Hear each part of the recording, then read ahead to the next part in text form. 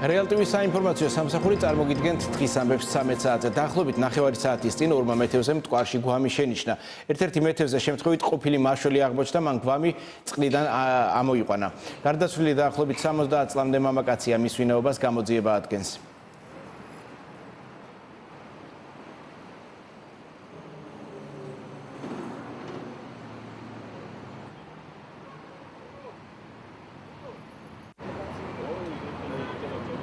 ახლობით 9 საათის უკან მტკვრის მარჯვენა სანაპიროზე სასწრაფოების ყოფილ შენობასთან მტკვრის პირას იქნა შემჩნეული მამაკაცის გვამი, რომელიც მოქონდა მტკვარს. გვამი გამოყვანილი იქნა ნაპირზე და ამოყვანილი იქნა, არის დაახლოებით ალბათ 60 წლამდე მამაკაცი. რამდენიმე საათის წინ თბილისის საქალაქო სასამართლომ 33 წლის მაია ჩილაჩავას განზრახ მკვლელობის ფაქტზე ბრალდებულ ლაშა შურღაიას მიმართ სისხლის სამართლის საქმის განხილვა დაასრულა. მეუღლის მკვლელობისათვის ბრალდებული ლაშა შურღაია თბილისის საქალაქო სასამართლომ დამნაშავე ეცნო და გამამტყუნებელი განაჩენი გამოუტანა. კოლეგიამ საქმის განხილვას რამდენიმე თვე მოანდობა. საბოლოო ვერდიქტით მეუღლის მკვლელობაში ბრალდებულ 35 წლის ლაშა შურღაიას 14 წლით თავისუფლების აღკვეთა მიუსაჯეს. თბილისის საქალაქო სასამართლომ დაასრულა სისხლის სამართლის საქმის განხილვა მაია ჩილაჩავას განზრახ მკვლელობის ფაქტზე ბრალდებულ ლაშა შურღაიას მიმართ. მეუღლის მკვლელობაში ბრალდებული ლაშა შურღაია თბილისის საქალაქო სასამართლომ დამნაშავე ეცნო და მის მიმართ გამამტყუნებელი განაჩენი გამოიტანა. მას სასჯელის სახედ და ზომად 14 წლის ვადით თავისუფლების აღკვეთა განუსაზღვრა. ფიგურირებს თუ არა მკვლელობაში მესამე პირი ნათესავებს მკვლელობის გარემოების ახალი ვერსია აქვთ. ოჯახი გამოძიება სათვალთვალო კამერების ჩანაწერის გაშიფრვას თხოვს. ბალტიმორში მოკლულ ქართველს სამშობლოში 2 დღეში გადმოასვენებენ. მანამდე კი 23 წლის ახალგაზრდა ნიუ-იორკის პროზექტურაში გადაასვენეს. იქ გადასვენებამდე ბექაზარდიაშვილის წესი იმ ეკლესიაში აუგეს, სადაც იგი სტიქაროს ნათმსახურობდა. გარდაცვლილი ქართველის გადმოსვენების ხარჯებს საქართველოს მთავრობა დაფარავს. ზარდიაშვილი სავარაუდოდ მისმა თანამშრომელმა ზამან ლოუსონმა ბალტიმორში მოკლა. იქვე სადაც ის სუპერმარკეტია, საწყობივით რაღაცა იყო, ხო? აი იქვე, რაღაცა 2-3 მეტრაში, კარიბში რომ შევდივარ. თუ ან ბავშვი ან წაკუზული იყო, შევიდა ის საქმეზე რაღაცა, ან წაიკუზა და იმ დროს ჩაარტყა უცბად, გამომძიებელმა თქვა, რომ შესწორებულად, სულ ისა მე მისვლა დანით, როგორც იმას ვთქვია. დაინ დადიოდა. ისე მოხდა, რომ შეხვდნენ ერთმანეთს storage room-ში და იქ კიდე იკამათეს და ზუსტად არ ვიცი იჭხუბეს თუ უკინა მივიდა თუ რა მოხდა. ერთი ვიცით რომ ვიღაცა ბიჭმა გაიგო ყვირილი storage room-იდან, მაგრამ არ დაუნახია ზუსტად ჭხუბი. და ერთი ვიცით რომ ბექა დახვდათ იქა, დაჭრილი კისერში სამჯერ და ერთი გულთან ახლოს. თვითონად გადააფრინეს საავადმყოფოში და მიიყვანეს იქ და საათად 15 წუთს მერე გარდაიცვალა. სულ ეკლესიაში იყო, სულ რაღაცას ფუსფუსებდა და სულ ყოველთვის არ ყოფილა შემთხვევა რომ მას თავის თავზე და საკუთარ პრობლემებზე ესაუბრა. ყოველთვის მესაუბრებოდა ვიღაცის ტკივილზე, ვიღაცის წუხილზე, ვიღაცის გაჭირვებაზე. დღის სხვა ახალი ამბები. მიმდინარე კვირას საქართველოს პრეზიდენტის დაგეგმილ ვიზიტებზე ისაუბრა დღეს პრეზიდენტის ადმინისტრაციაში პრეს-სპიკერმა მანანა მანჯვალაძის თქმით, პრეზიდენტი სტამბულში გამართულ შავი ზღვის ეკონომიკური თანამშრომლობის სამიტში მიიღებს მონაწილეობას. ასევე საქართველოს პრეზიდენტი ორმხრივ შეხვედრებს გამართავს როგორც თურქეთის, ასევე სხვა ქვეყნის ლიდერებთან. თურქეთიდან მიხეილ სააკაშვილი ბრიუსელში მიემგზავრება, სადაც მაღალი რანგის შეხვედრებს გამართავს, ხოლო 28 ივნისს ბაქოში თავის აზერბაიჯანელ კოლეგას შეხვდება. დღესვე მანანა მანჯვალაძემ კომპანია სოკართან მიღწეულ შეთანხმებაზეც ისაუბრა, რომლის მიხედვითაც ყველა სოფელში ბუნებრივი აირის სახლში შეყვანა განმადებით განხორციელდება. დღეს იწყება საქართველოს პრეზიდენტის ვიზიტი სტამბულში, სადაც ის დაესწრება შავი ზღვის ეკონომიკური თანამშრომლობის სამიტს. სამიტის გარდა დაგეგმილია ორმხრივი შეხვედრები. პირისპირ შეხვედრა გაიმართება თურქეთის პრეზიდენტთან აბდულა გიულთან. 28 ივნისის ჩათვლით კი საქართველოს პრეზიდენტი ბრიუსელში განაგრძობს უკვე ვიზიტს, სადაც ის მონაწილეობას მიიღებს ევროპის სახალხო პარტიის სამიტში. ანიშნულია შეხვედრები ევროკავშირისა და ევროპარლამენტის ხელმძღვანელ პირებთან, მათ შორის მიხეილ სააკაშვილი შეხვდება ევროკავშირის ვიცე-პრეზიდენტს საგარეო საქმეთა და უსაფრთხოების საკითხებში, ევროკომისიის წარმომადგენელს ქალბატონ კეთრინ ეშტონს, ევროკომისარს ორგანიზაციის გაფართოების საკითხებში, ევროკომისარს განვითარების საკითხებში, ასევე ენერგეტიკის საკითხებში და ასევე ევროპარლამენტის პრეზიდენტს.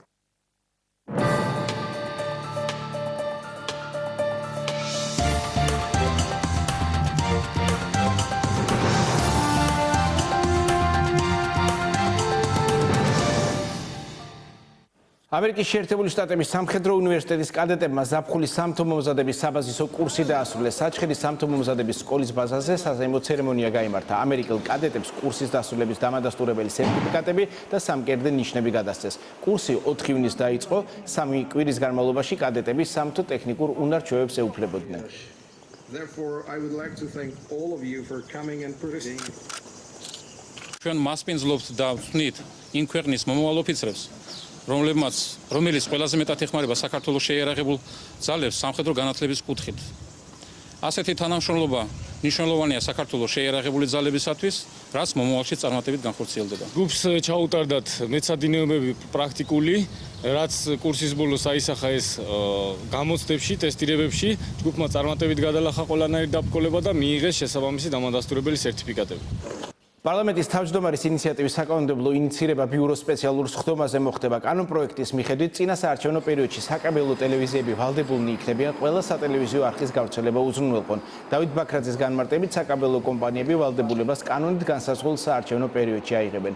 დღესვე ამ თემაზე მანანა მანჯგალაძემ განაცხადა, რომ მიხეილ სააკაშვილი პარლამენტის თავმჯდომარის ინიციატივას მიესალმება. საქართველოს პრეზიდენტი მხარს უჭერს იმ ინიციატივის განხილვის დაწყებას საქართველოს პარლამენტში, რომელთაც საქართველოს პარლამენტის თავმჯდომარე გამოვიდა რამდენიმე დღის წინ. ინიციატივა გულისხმობს სხვადასხვა მედია საშუალებების ხელმისაწვდომობის უზრუნველსაყოფად საარჩევნო შესაბამისი საკანონმდებლო გარანტიების შექმნას.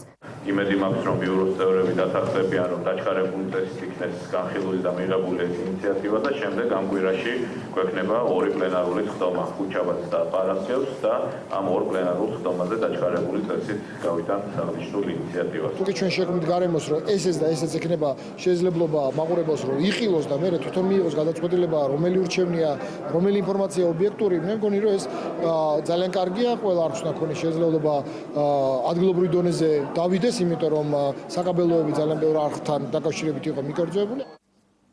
ბიძინა ივანიშვილს ჯარიმის გადახდის ვადა დღეს ეწურება. კოალიციის ლიდერმა აღსრულების ეროვნული ბიუროდან შესაბამისი მიმართვა გასულ სამშაბათს მიიღო. ოლიგარქს ჯარიმის ნებაყოფლობით გადახდისათვის ერთკვირიანი ვადა მიეცა. აღსრულების ეროვნულ ბიუროში სააპელაციო სასამართლოს მიერ გაცემული 2 საახსრულებლო ფურცელი 20 ივნისს შევიდა. ივანიშვილის ადვოკატების განცხადებით, ოლიგარქი სასამართლოს განაჩენში მითითებული ჯარიმის გადახდას არ აპირებს. 5 ლარი ერთი ხმის სანაცვლოდ რეალ ტივის კამერამ კახეთში სავარაუდოდ ამომრჩევლის მოსყიდვის კიდევ ერთი ფაქტი დააფიქსირა. ქუთაისისაგან განსხვავებით, სადაც მოსახლეობას 1000 ლარის ფარგლებში საყოფაცხოვრებო ტექნიკას თავაზობდნენ, თელავში ერთ-ერთ ოჯახს მხარდაჭერის სანაცვლოდ 2 ხმაში 10 ლარი შესთავაზეს. როგორც ალექსანდრე ბუღალაშვილი აცხადებს, ქართული ოცნების წევრები მას კარდაკარის პროგრამის ფარგლებში ესტუმრნენ და ერთ ხმაში ნაღდი ანგარიშწორებით 5 ლარს დაპირდნენ. თელავის მცხოვრებნი ზეწოლის ფაქტებზეც საუბრობენ.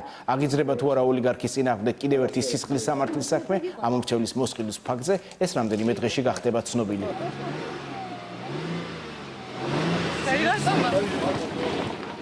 მითხეთ მოგცემო და ივანიშვილის მხარეზე იყავი ოცნებისა, მე უთხარი არა მეთქი. გაეთრეთ ჩემ ოჯახიდან, მორჩა. ანუ თანხა რამდენი იყო? 10 ლარი. 5 ლარს გაძლევ თითო ადამიანზე, 2 ხართა აქაო. 2 ქალბატონი იყო. აგერი ქარ დავსხი მეთქი, გაგესაუბროთ. კი ბატონო მობძანდით მეთქი.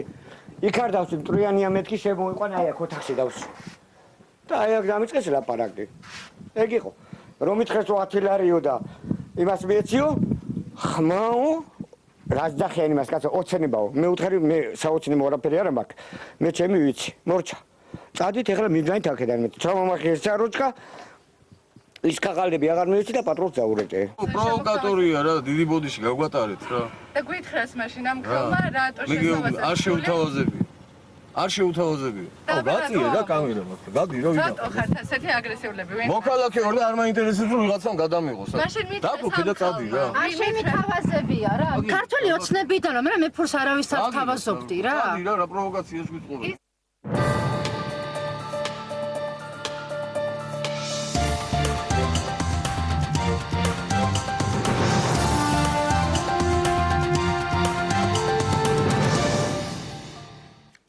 იუნესკოს კომიტეტის ხდომაზე დღეს ბაგრატის და გელათის ტაძრების რეკონსტრუქციის საკითხს განიხილავენ. დისკუსიაში მონაწილეობას ვერ მიიღებს საქართველოს წარმომადგენლობა, რადგან ქვეყანა კომიტეტის წევრი არ არის. თუმცა ხდომას დაესწრებიან კულტურული მემკვიდრეობის დაცვის ეროვნული სააგენტოს წარმომადგენლები და ექსპერტებიც. ბაგრატის და გელათის ტაძრები იუნესკოს მსოფლიო მემკვიდრეობის სიაში ერთ კომპლექსადაა შესული. ორგანიზაციას აღნიშნული ძეგლების რეკონსტრუქციასთან დაკავშირებით გარკვეული პრეტენზიები გააჩნია, რამაც შესაძლოა მათი სიიდან ამოღება გამოიწვიოს. საქართველოს სამწუხაროდ არ არის ამ კომიტეტის წევრი ქვეყანა, ამიტომ უშუალოდ ის მონაწილეობას დებატებში ვერ მიიღებს, მონაწილეობას მიიღებს ის 21 ქვეყანა, რომელიც ამ კომიტეტის წევრია. თუმცა საქართველოს დელეგაცია იმყოფება სანქტ-პეტერბურგში, წარმოდგენილი არის ძეგლთა დაცვის სააგენტოს ხელმძღვანელობით და ექსპერტებით და საჭიროებისა და შესაძლებლობის უпростоრეთ მსვლელობისას ქართულ მხარეს დარწმუნებული ვართ მიეცემა საშუალება თავისი აზრის გამოხატვის კოლეგებისათვის მოსაზრებების გაზიარების კუთხით. საქართველოში რუსი ტურისტების რაოდენობით როიტერი დაინტერესდა. ორ ქვეყანას შორის დაძაბული ურთიერთობის მიუხედავად ქვეყანაში რუსი ტურისტების რიცხვი ყოველწლიურად მატულობს. მიხეილ სააკაშვილის ინიციატივიდან რამდენიმე საათში საქართველოს საზღვართან რუსეთის მოქალაქეთა რაოდენობამ საგრძნობლად იმატა. მეზობელი ქვეყნიდან ჩამოსული ტურისტები ძირითადად საქართველოს დედაქალაქით და კურორტებით ინტერესდებიან. დიდ ბრიტანეთში ეკვადორის ელჩი სამშობლოში გაიწვიეს, რათა მან ეკვადორის პრეზიდენტთან ერთად ჟულიან ასანჟისათვის პოლიტიკური თავშესაფრის მინიჭების საკითხი განიხილოს. გასულ ხუთშაბათს სკანდალური ინტერნეტ პორტალის WikiLeaks-ის დამაარსებელმა პოლიტიკური თავშესაფარი მოითხოვა და ეკვადორის საელჩოს შეაფარა თავი. ამერიკაში ექსტრადიციის შემთხვევაში მას შესაძლოა სამუდამო პატიმრობა მიუსაჯონ.